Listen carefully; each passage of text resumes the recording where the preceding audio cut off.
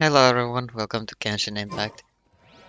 I would be playing the new Not Cry story quests, the main quest, but I haven't even finished anything after Natlan. So we're in the Interlude chapter of Paralogism. So I'm gonna play some of that. I have no idea how long this is.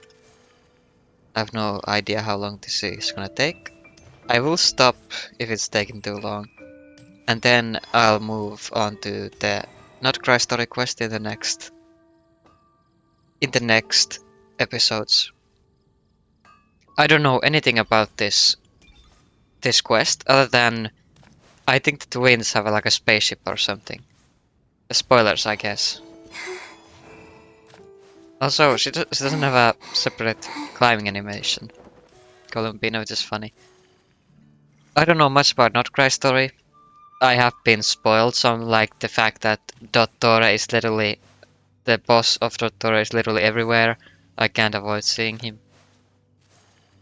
I haven't fought him yet, but that's still a long ways from here. So let's just get started.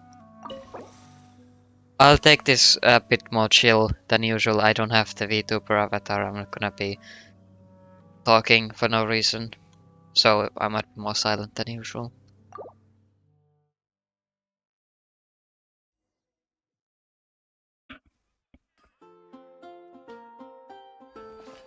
Wow! The city is all decked out! Oh, festival season means no commissions, which means no Mora. But Catherine's always looking out for us, so we should still drop by and say hello. I guess this took place in the last Windbloom festival, so it has been a while since this came out. Greetings, traveler. Paimon. Hey, Catherine! Still doing the whole no commissions during Windbloom thing? In general, yes. The people of Mondstadt don't delegate their work to others this time of year. But But... feel free to take a look around. I think you'll pick up on something unusual. take a look around, huh?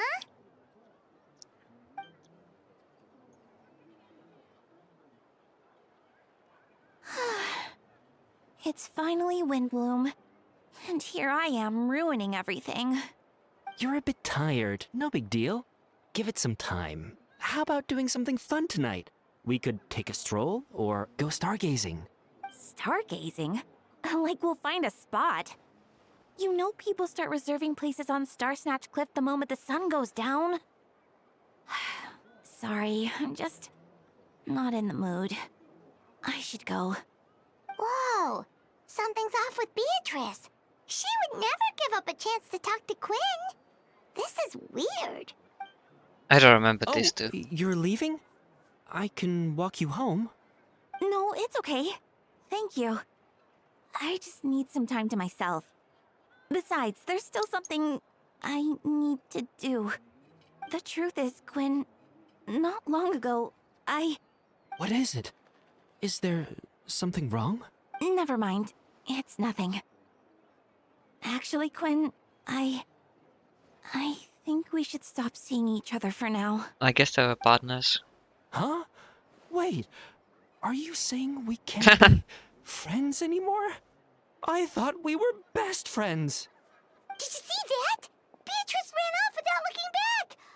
Oh, we go adventuring in other nations for a bit, and one of Mondstadt's best friendship stories is already over? I can't believe it.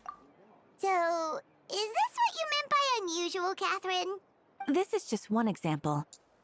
Beatrice has been feeling down for days. But that's not all. Oh, it's the honorary knight in Paimon. Is something wrong? You don't look so good.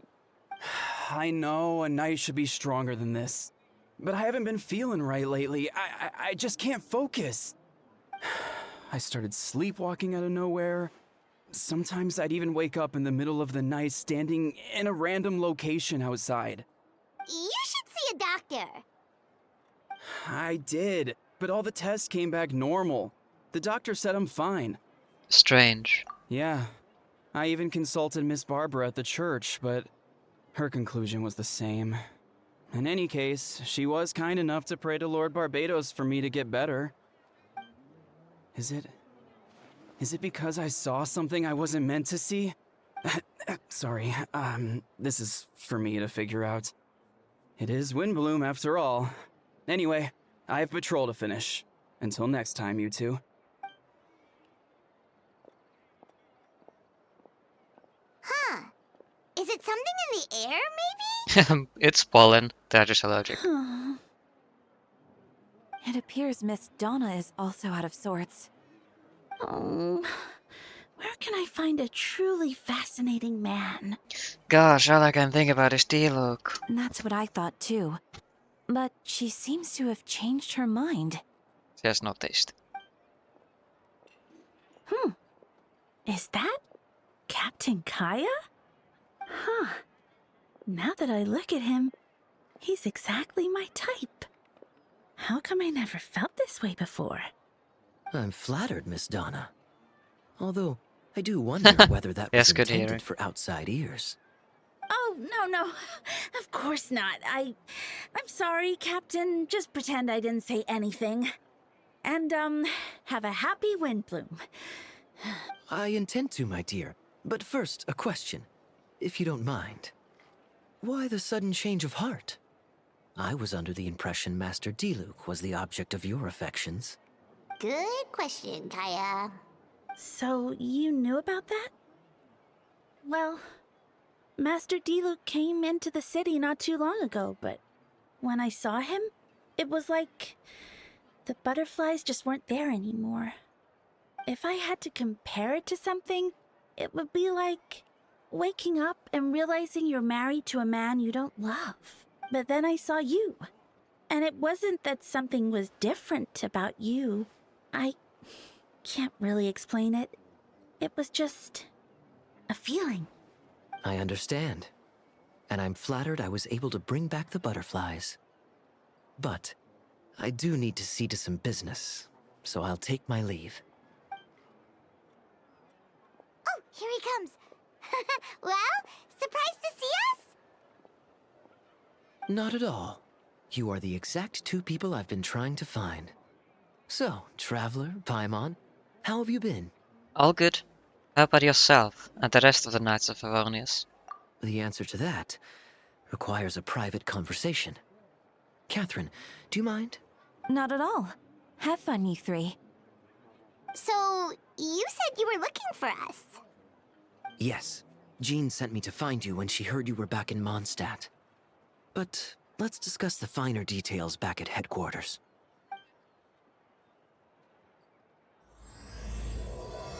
Interlude chapter Act 4. Paralogism.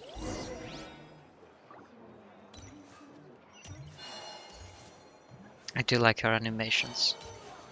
I also know that she is like an Archon or something. But that was also very obvious after I found her statue.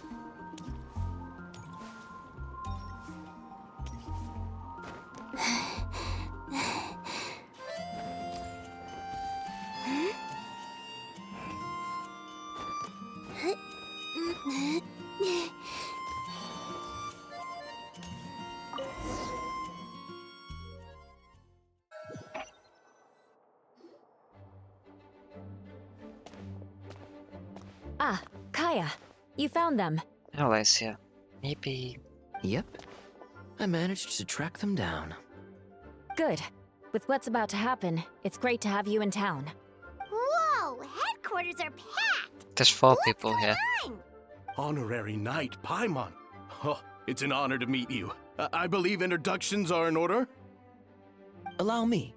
You have Note, captain of the 2nd Company, Skyron, captain of the 3rd Company, Eula, captain of the 4th Company, and me, of course, captain of the 9th Company. Oh, you're all captains? That's right. Master Jean is waiting for you inside. She'll explain everything. Jean! Oh, did this happen during the strike? Melmy, Paimon, thank you for coming. Is everything alright? There are tons of people outside. Ah, yes, that would be the captains. You know a few of them already, but I'm sure there are some new faces. There have been a number of incidents in Mondstadt. In order to wrap up the case, I gathered all the captains of Knights of Favonius together to hold a trial. A trial? But this is Mondstadt, not Fontaine! They have laws in other countries too. I can understand the confusion. You've never participated in one of our trials before. In truth, we haven't had to conduct one in quite some time. The Knights of Favonius oversee most matters of law and order in Mondstadt. Of course, in the interest of fairness, major cases are tried jointly with the Church. Under the guidance of Barbados, the Knights uphold chivalric justice in the spirit of our order, and the Church carries blessings and goodwill wherever the wind can reach. And today's case requires a joint trial by both parties. Which means it's a serious one. So, do you need our help? Hold on. The group of people who saw in the corridor just now, there was someone missing. Where's Albedo? Is Albedo a captain? Right! He's the captain of the investigation team! But we didn't see him out there! A keen observation, Melmy. That happens to be exactly why I called you here. In the upcoming trial against Captain Albedo, we will do our utmost to understand the facts of this case and deliver a fair and impartial verdict. Oh yeah, I think this is a continuation of the Durin thing that happened a long time ago. Albedo is the one on trial? What did he do? Dot, dot, dot. Jean, it's time. Understood. Melmy, Paimon, come with me.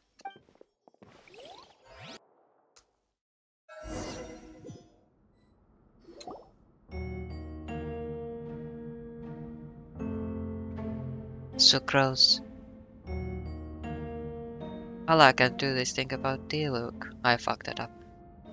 Please sit wherever you like. I'll ask that you remain calm no matter what you hear. I need to head over there. Don't worry, the trial will be fair. Now that everyone is scattered, let us begin. With Grandmaster Vaga away from Mondstadt for the time being, I, Jean Gunhilder, will oversee today's proceedings. Mr. Dahlia, Deacon of the Church of Favonius, will serve as assessor. As representatives of our respective organizations, we will ensure a just verdict in this case. Oh, that's a new face! Deacon of the church. Does that mean he works with Barbara and Rosaria? The defendant in today's case is captain of the investigation team Albedo. He looks so out of it. Albedo, what did you do?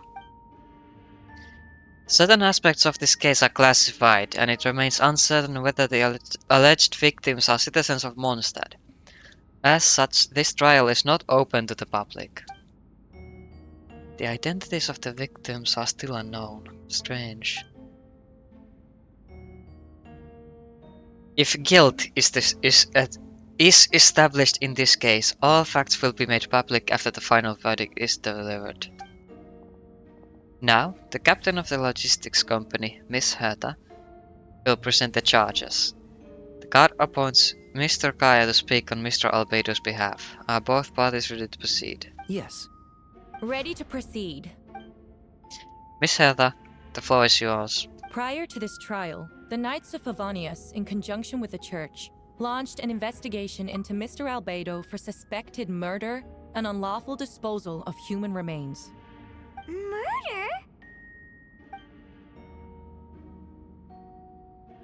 A witness stated that, 11 days ago, in the middle of the night, she saw the defendant southeast of the city gates, dragging a large object she later identified as a human body.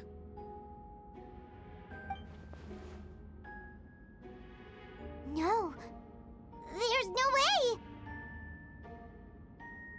We now call that witness to the stand. Beatrice, please tell us what you saw.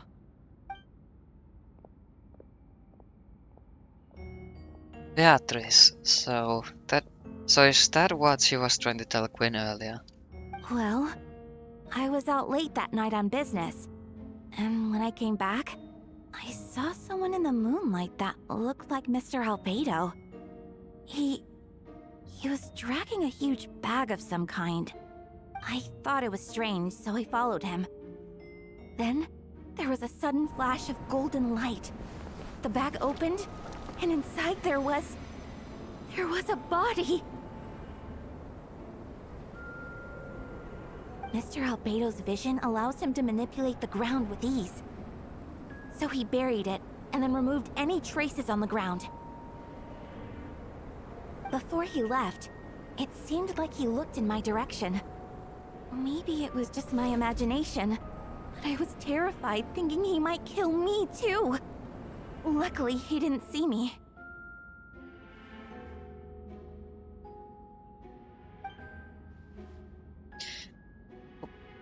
I now turn to the defendant. Describe your whereabouts that night.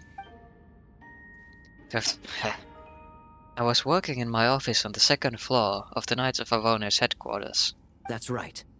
The next day, the defendant submitted his latest environmental report on the Dragonspine region. Considering the length of the text, it must have taken a considerable amount of time to finish. Can anyone attest to the fact that the defendant was working in his office that night? No. Then the length of the report is not a sufficient alibi. This isn't looking good. If the crime did occur as you described, then what about the body? You mentioned the joint investigation. Well, was the body recovered?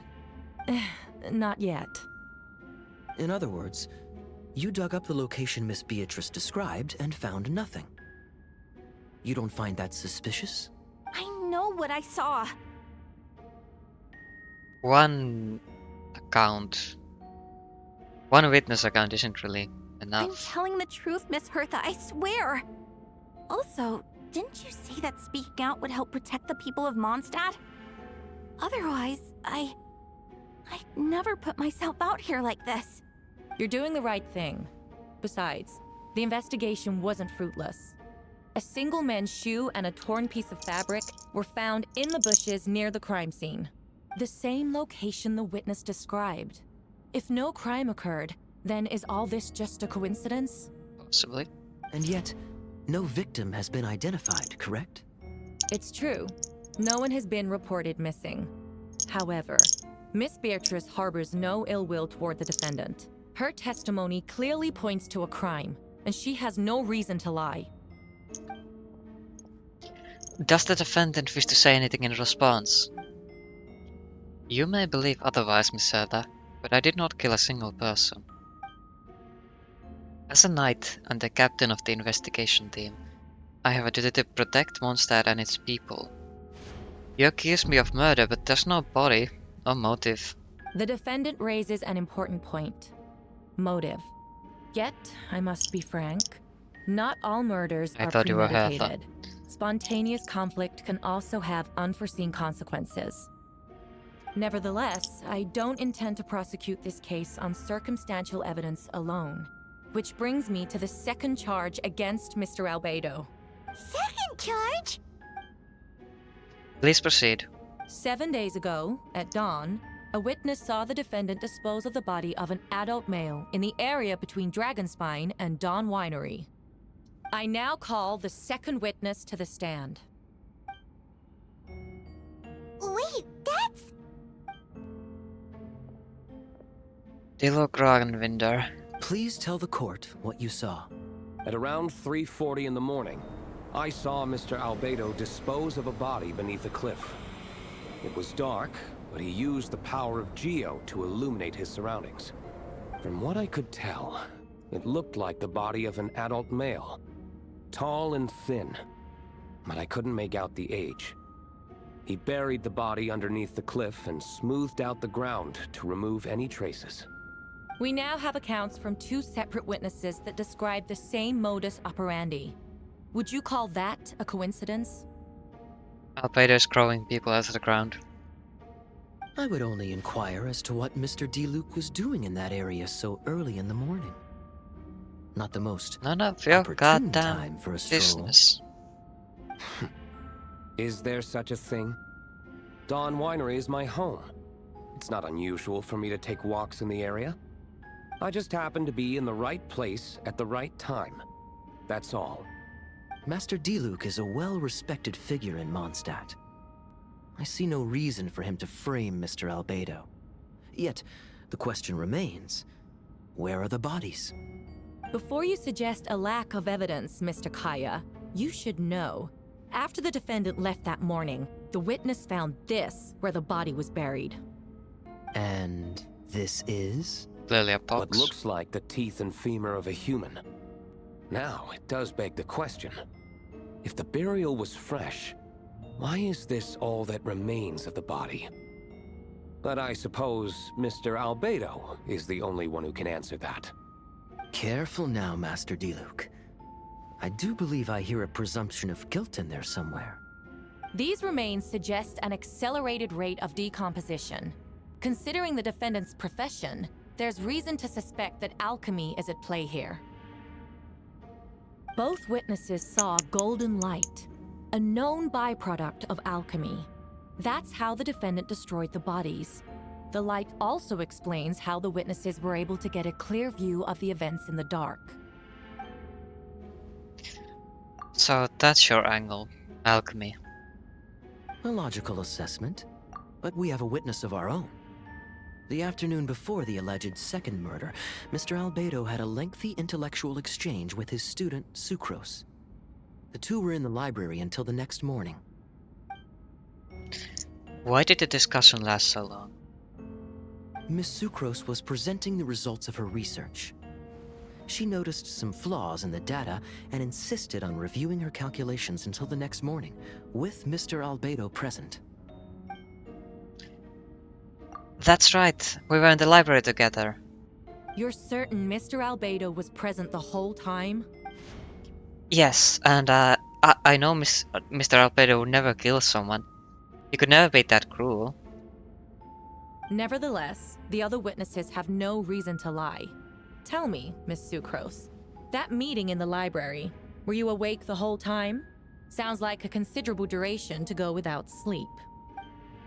Oh, I do hope you can be truthful with us. It concerns the safety of countless Mondstadt citizens. A crime like this cannot go unpunished. I'll take it from here. During our meeting, Sucrose did fall asleep not long after midnight. It's alright, Sucrose. You don't have to lie for me. This is a sacred place of judgment. The truth is paramount. Mr. Albedo. I see. Then I'm afraid your alibi cannot be substantiated, do you understand? Yes. I know claiming innocence without proof isn't enough. But the prosecution's argument has its own holes. There's been no mention of a motive or what exact method could reduce a human body to those remains. No conclusive evidence of guilt. But the witness accounts do match to an extent that can't be dismissed. This is a tricky one. Allow me to submit another piece of evidence. The investigators intercepted one of Mr. Albedo's correspondences. I will now read the pertinent parts to the court. A correspondence. Oh no, that envelope does look like it belongs to Mr. Albedo. I have never abandoned the subject of human research. In fact, delving deeper into Dragonspine has led me to realize that the concept of life could be further expanded and transformed into that of birth. The mystery of human birth is often linked to death. As such, death is the most suitable material for the creation of new life. To that end, we must engage in a process of putrefaction and refinement. Putrefaction and refinement. Is that in reference to an alchemical process? The letter continues. Experimental trials have been carried out in the northwestern part of Dragonspine, in the area southeast of Mondstadt's main gate. The data is as expected. Just as you endeavored to do, I too shall take up the path of creation and break through current limitations to reach a new realm of living beings. I trust the investigators have confirmed this is the defendant's handwriting, and that the letter makes more than passing mention of purification and refinement. Correct. Not to mention, the locations indicated in the letter match both crime scenes. What more can we trust than the defendant's own words? No, it can't be true. I can't believe it. A guilty verdict cannot be delivered without sufficient evidence. In order to protect all parties involved, that is what our principles demand. My original assessment was that we lacked said evidence. But now, it seems the only remaining questions are the identities of the victims and the specific alchemical process used in this case. Huh. Then we are in agreement. The evidence is conclusive on the charges of murder and unlawful disposal of human remains. The court finds the defendant guilty. Oh. The people in attendance appear shocked. No one can believe a kind and well-mannered person like Albedo could commit such a crime. Jean stipulates that those unsatisfied with the verdict will have time to submit an objection or appeal, but most appear hopeless in this moment. As you watch Albedo being taken back to headquarters, you get a strange feeling that something hidden is about to come to light. It all comes back to that letter, a secret that you and Albedo know all too well, but the people of Mondstadt have yet to discover. Why would Albedo do something like that? Oh, this has to be a nightmare. Albedo told me his secret once, that he was a synthetic human created through alchemy. Could that have something to do with the case? But what? Following in Ryan's footsteps just because he's an alchemical creation, that would make him more suspicious. Well, this took a turn for the worse. Rosaria! Oh, when did you get here? I've been here the whole time. I happen to have a message to pass along. For us? Yes. You needed that Star Snatch Cliff. He's waiting for you there. Who is he? You'll know when you get there. Go on now. Time is like the wind, it waits for no one.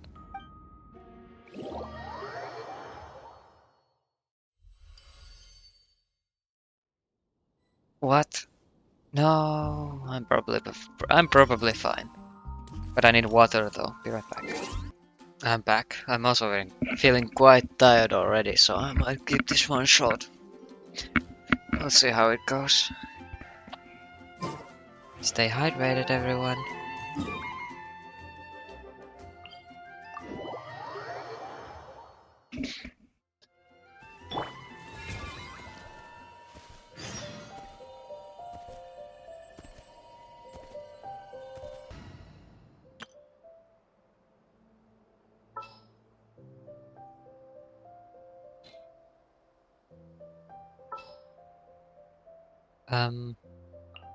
All right, let's head off. I guess this is fine. Hurry up, Brassa!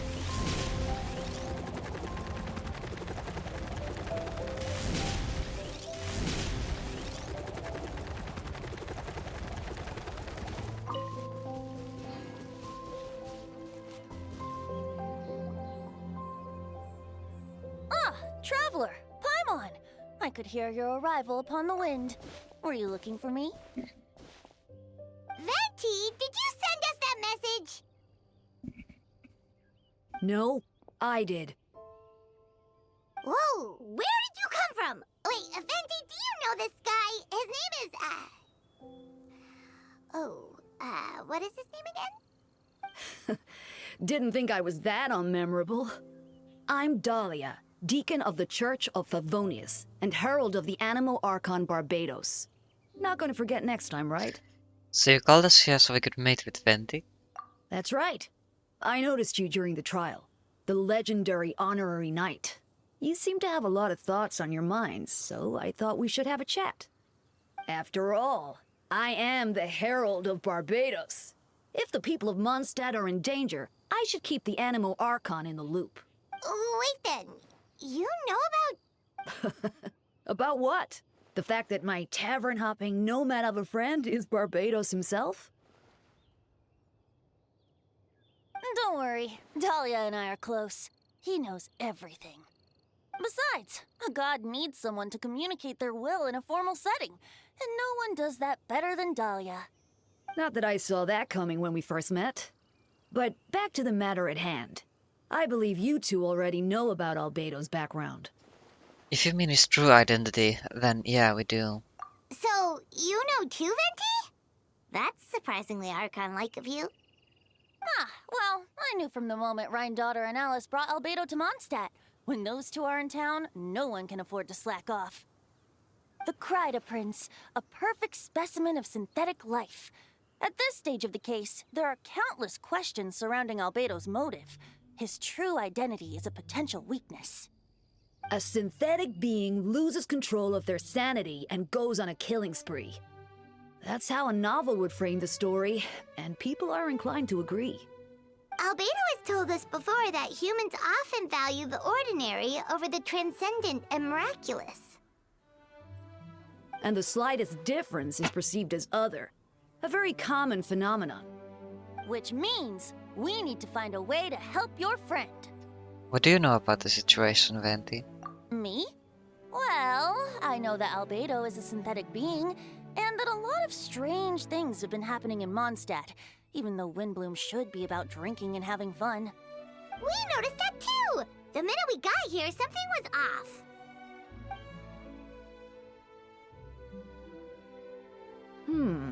I've picked up on most of those too. Miles is out of sorts, Beatrice seems anxious. Although I didn't know Donna stopped being interested in Master Diluc. When no love remains for the songs to tell, the world becomes naught but an empty shell. Cruel is said fate, cruel it may be, were it not for a hero who could set us all free. What are you getting at, Tone Deaf Bard? Oh, just making a comment. There are always unavoidable trials in life. At least, that's what Barbados would say. A certain someone is going to need to overcome a trial like that. In such cases, even the Seven know better than to tamper with fate. What are you talking about? If only there was a brave soul willing to aid their friend in his time of need. Should he meet a terrible fate, all of Mondstadt could be worse for it. If you wanted our help, you could have just asked, you know. Well, even if Albedo wasn't at the center of this case, protecting Mondstadt is part of being an honorary knight, right? You'll still have help, of course, which is why I prepared a little surprise. Behold! Ooh! Paimon remembers that Jumpy Dumpty! Don't worry, I removed the fuse, so it's not Is going this to the old Paimon Say VA? hello That would to the explain why Dodo this is so annoying. communication device. So, this thing belongs to you now? We're old pals. Don't think she'd care if I borrowed it for a few days. Anyway, this invention, with a little help from a trick of mine, will allow us to keep in touch. Just take it out and we can chat. We'll do our best to uncover the truth. That's all I ask. No matter what comes, you have the wind on your side.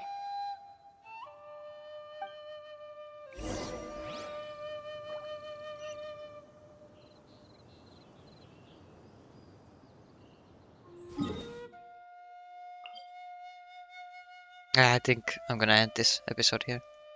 See you in the next one.